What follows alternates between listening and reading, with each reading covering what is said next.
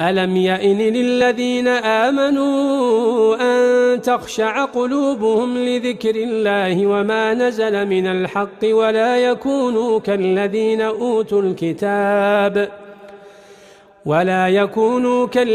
أوتوا الكتاب من قبل فطال عليهم الأمد فقست قلوبهم وكثير منهم فاسقون.